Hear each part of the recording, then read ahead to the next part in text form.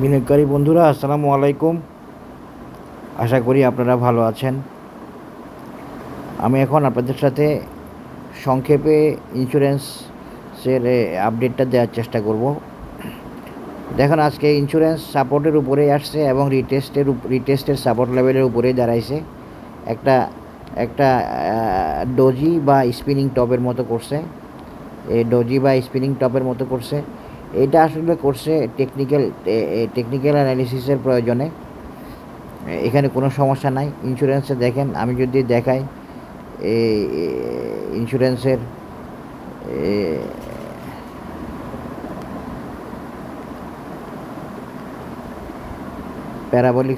Parabolic সারে পুরোপুরি up trend আছে ইন্স্যুরেন্স, এবং পজিটিভ আছে। এবং দেখেন, গতকালের যে সাপোর্টটা দেখাইছিলাম, ওই যে সাপোর্টের উপরে আজকে থামছে, কিন্তু একটা স্পিনিং টপের মতো করছে, বা এটাকে ডোজিও বলা যায়। তো ডোজি যদি ডোজি হয় তাহলে এটা গ্রেভিয়ার্ড ডোজির মতো, গ্রেভিস্টোন ডোজির মতো। না, সরি, এটা ওই যে উল্টা আরেকটা ডোজি যেটা বলে, নামটা মনে আসতেছে না। যাই হোক, এই ডোজি হওয়াতে এই ক্যান্ডেলের উপরে আছে ড্রাগন ফ্লাই ডোজির মতো হয়েছে। সুতরাং এটা একটু রিভার্সাল টাইপের ক্যান্ডেল হয়েছে, কিন্তু এটা আসলে অন্যান্য কারণ আছে এটার পিছনে। তো এটা নিয়ে এত ভাবনার কারণ নাই। এরপরে আমরা দেখব ওই এমএসিডিতে কী হয়েছে। এমএসিডিতে ক্রস ওভার হয় নাই, এমএসিডিতে ডাইভারজেন্স হয়েছে, কিন্তু এমএসিডি সাপোর্টে আছে, রেড সাইডে এখনও যায় নাই। এই আর কি, রেড জিরো লাইনের নিচে চলে আসে নাই, নেগেটিভ সাইডে আসে নাই। এই হলো এমএসিডির অবস্থা। আর আমরা যদি দেখি যে এই প্যারাবোলিক সারে আপ ট্রেন্ড আছে, ওকে আছে। এরপরে ইমা দিয়ে দেখব যে ইমার পজিশনটা কি, ইচিমোকু দিয়ে দেখব।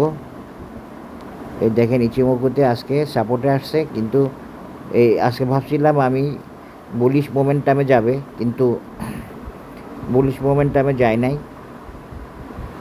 তবে এখানে একটা ব্যাপার একটু করেই মনে আসতেছে, ইন্ডেক্সের সাথে সাথে কি আবার নেমে আসে কি না, এই কথাটা অনেকে জানতে চাচ্ছে। এটা বলাটা একটু ডিফিকাল্ট, কারণ এই ইমাতে ওকে আছে, কিন্তু ইচিমোকুতে একটু সমস্যা আছে। তো যদি নামে ইন্স্যুরেন্স এখানে একটা সাপোর্ট পেতে পারে, এখানে যদি নামে, তো নামার সম্ভাবনাটা কম, ইন্স্যুরেন্স উঠে আসার সম্ভাবনাটাই বেশি। আমি দেখাচ্ছি, এখানে কিন্তু ইন্স্যুরেন্স তানকেনসেনের সাপোর্টে আছে। আপনারা দেখেন, তানকেনসেনকে ঠিকই উঠাই আনছে, কিন্তু কুজেনসেনকে উঠাই আনে নাই। এই জন্য কুজেনসেনের কারণে একটা নিচে আসার একটা ব্যাপার থাকতে পারে। সেই ব্যাপারটা থাকলে বা কতটুকু হবে এটা দেখা দিচ্ছি।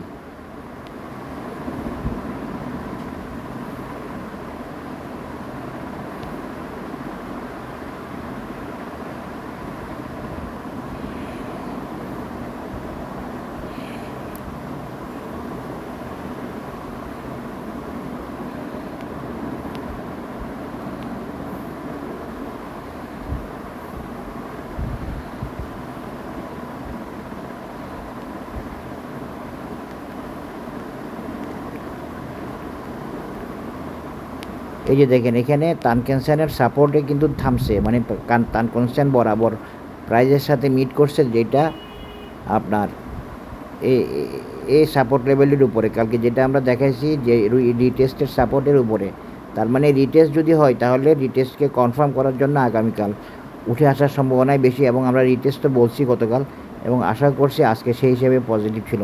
না তো আজকেও তো নেগেটিভ হইতে পারতো, আজকে তো বাজার নেগেটিভ হয়েছে, কিন্তু ইন্স্যুরেন্স তো হয় নাই।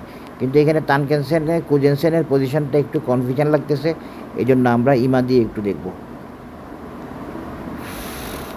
ইমাতে দেখেন, ইমাতে কোনো সমস্যা নাই, ইমাতে ওকে আছে।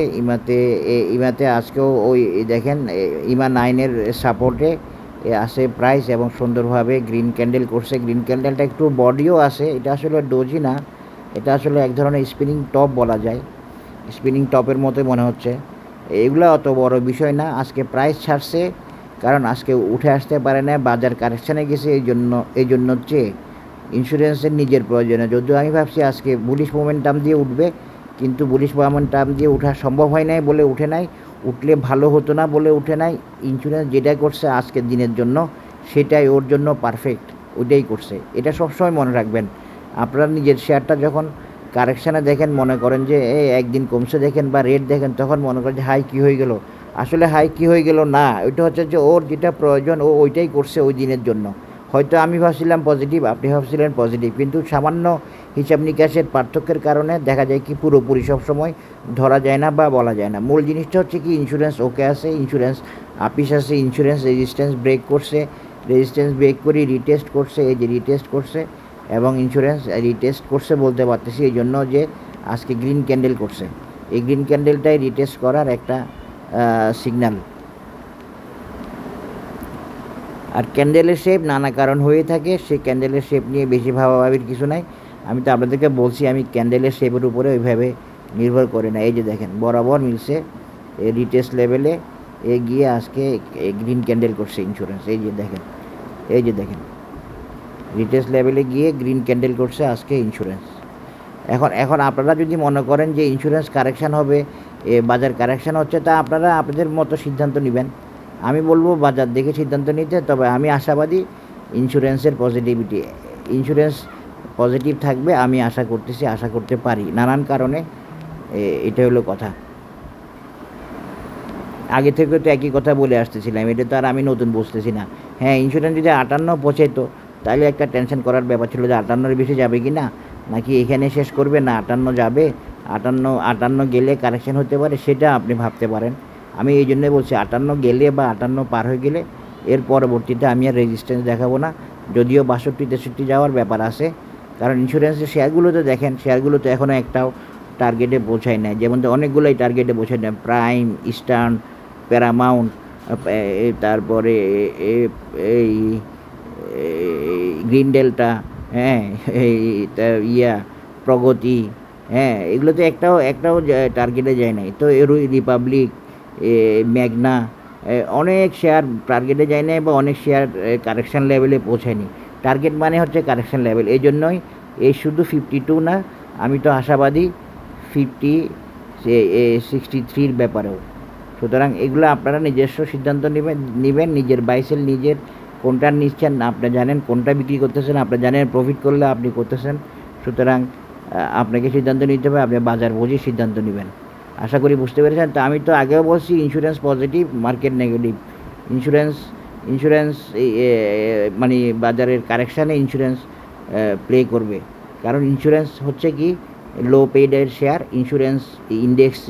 ইন্স্যুরেন্সের মুভমেন্ট ইন্ডেক্সকে প্রভাবিত করতে পারে না, পারে কম, এবং ইন্স্যুরেন্সের পজিটিভিটি এখন টেকনিক্যাল নেসেসিটি। অন্তত 58 হলে তো যাবে ইনশাল্লাহ, এটা আমি আশাবাদী। এই আর কি। আর ইন্স্যুরেন্স তো আজকে কারেকশান হয় না, আজকে কারেকশান না হয়তো সে বুঝাই দিল যে সে পজিটিভ থাকতে আগ্রহী এবং পজিটিভ থাকতে চায়। আশা করি বুঝতে পেরেছেন। এখন উইকলিতে আমরা একটু দেখি উইকলিতে কী অবস্থা।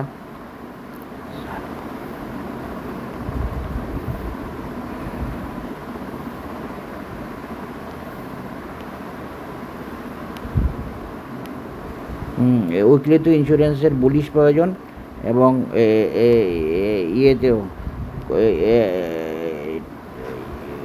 2 উইকলিতেও বুলিশ প্রয়োজন। দেখা যাক। তবে এই 2 উইকলিতে একটু সমস্যা দেখা যাচ্ছে, কতগুলা শেয়ার কমে কতগুলা বাড়বে এমনও হইতে পারে। 2 উইকলিতে একটা বুলিশ মোমেন্টাম প্রয়োজন। মোটামুটিভাবে 58 অন্তত যাওয়ার চেষ্টাটা ভ্যালিড থাকবে। এরপরে গিয়ে আপনারা প্রয়োজনে 58-এর পর থেকে আপনারা ভাবতে পারেন। আর যদি বাজার কারেকশান দেখেন, আপনার শেয়ার কমতে দেখেন, আপনি সেল দিবেন, আপনি বাই করবেন, আপনার ইচ্ছা। আমি আলহামদুলিল্লাহ আজকেও বাই করছি এবং বড় আকারে বাই করছি। এই যে ইন্স্যুরেন্স আসলে এই টার্গেটটা যাওয়ার চেষ্টা করবে। এখন আমরা প্রয়োজনে আমরা 63-কে বাদ দিয়ে দিব, মানে 63টা পরে ভাববো, আগে এখানে যাওয়ার চেষ্টা করুক। এবং দেখেন আজকে আপনারা খেয়াল করছেন যে ইন্স্যুরেন্সগুলো টার্গেট মিট করছে, সেগুলো আজকে প্রাইস গেইন করেই নাই, কোনোটাই গ্রো করে নাই, সবগুলো কারেকশানে। যেগুলো যাইতে না পাওয়ার কথা বলছি 5, 6, 7টা শেয়ার, সেগুলো কিন্তু আজকে সবগুলো রেড ছিল, কোনোটাই গ্রিন হইতে পারে নাই। এই জন্য 58 ভ্যালিড থাকবে, এবং এই 63-র জন্য আমরা 63-র দিকেও আমরা চোখ রাখবো, কারণ 58 আর বেশি দূরে নাই। আমি মনে করি আমি অ্যানালিসিস যেটা দিচ্ছি সেটা আগেও দিছি, আজকেও দিচ্ছি, আর বেশি কথা এখানে বলার নাই। আশা করি বুঝতে পারছেন। আর সব কিছু সিদ্ধান্ত আপনারা নিজেরাই নেবেন, কাউকে ব্লেম দেওয়ার কোনো সুযোগ নাই। সবাই ভালো থাকবেন, ধন্যবাদ। আচ্ছা, ইন্স্যুরেন্সের মেজারমেন্টটা একটু দেখাই দিই, নাহলে তো আবার কনফিডেন্স থাকবে না।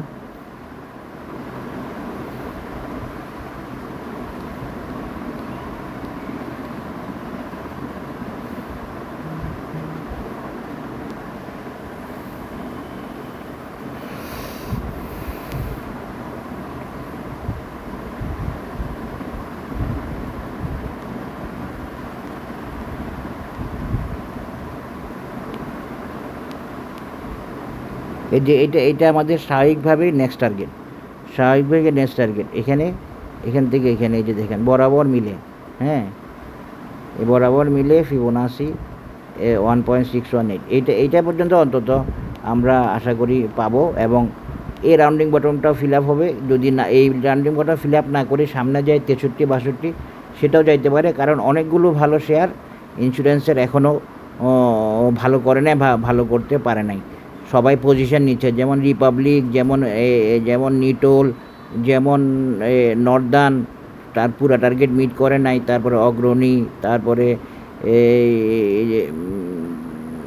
প্যারামাউন্ট, প্রাইম, তারপরে এশিয়া প্যাসিফিক, এগুলো অনেকগুলো শেয়ার, গ্রিন ডেল্টা, পায়োনিয়ার, প্রগতি। সুতরাং আমরা আমাদের মতো ভাববো, যার অ্যানালিসিসে যে আগাবে। এটা আবার মনে রাখবেন, মার্কেট কারেকশানে গেলে ইন্স্যুরেন্স বাড়বে, এ কথা তো বলছি। এটা এখন কনফিডেন্স দিয়ে বলতেছি না কেন, যদি কোনো কারণে কমে সেক্ষেত্রে আপনারা সেলের সিদ্ধান্ত নেবেন। আপনাদের তো শেয়ার হাতে আছে, সেল করতে পারবেন, বাই করতে পারবেন, আপনাদের ইচ্ছা। সবাই ভালো থাকবেন, ধন্যবাদ, আসসালামু আলাইকুম। আমি তো কাউকে বাই সেল করাই না।